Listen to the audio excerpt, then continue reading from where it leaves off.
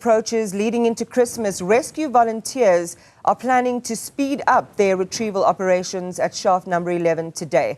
Let's get the latest from Stilfontein in the northwest with Ziniko Mhlaba.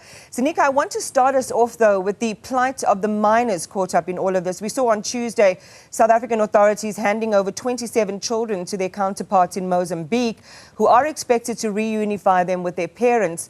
And this event shines a spotlight on the fate of children under these conditions. Based on accounts of those who've emerged, how many more children might still be underground?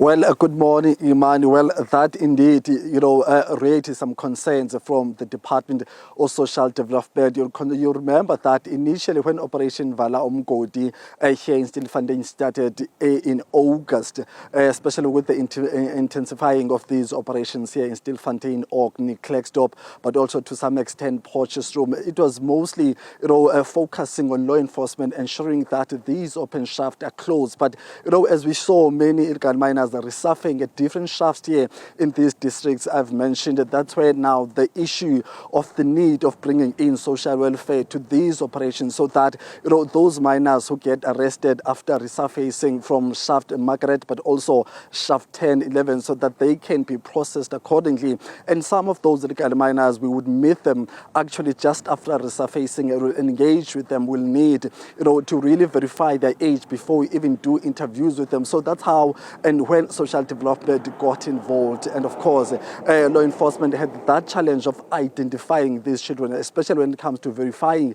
their ages, because they will be coming onto the surface without any form or proof of identity. So it's been a very, very long process for the Department of Social Development, but also the Department of Health, which has the responsibility, Iman, of doing that testing and verification. And then once they get their results, once they're confident with what they are estimating or upon, doing some tests, they'll then inform the Department of Social Development that indeed Ziniko is 17, 16 or 15 years old. So it's been stressful now at this point because we're talking about over 1,400 illegal miners who have resurfaced, but also these miners who are resurfacing are saying that they are estimating that there might be about 300 or to 800 people who are still underground. So Department of Social Development has to be on standby to really, take on that responsibility of processing the miners themselves. We also had some conversation with some law enforcement agencies yesterday saying that it seems as if our neighbouring countries are not playing their part in terms of financially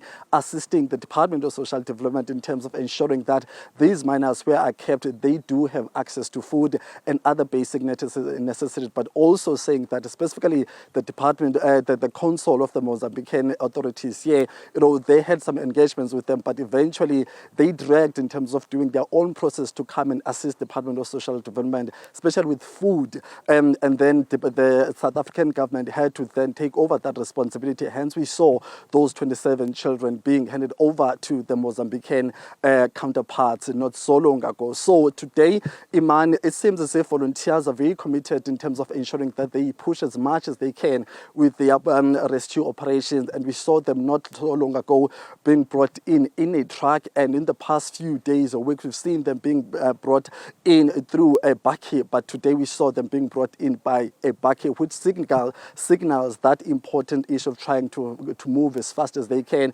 before the busy next 2 weeks. So I'm joined now, Iman, by one of the committee leaders and activists who's been at the forefront of leading these community volunteers and ensuring that they are well taken care of, but also they're able to come in every morning to come and continue with their work. Mr. Mhlaba, I'm going to bring him in. But thank you very much ngexesha lakho Mhlekazi. Namhlanje nizabantu ngetruck ingathi baninzi abantu bazisile namhlanje.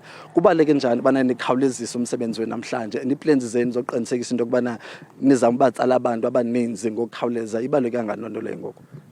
Dange ngiphinde ngibulise ku-viewers. Hayi ibalulekile into ukuthi thina sikhontinue sikhupha abantu apha sikhona ukusave impilo zabantu.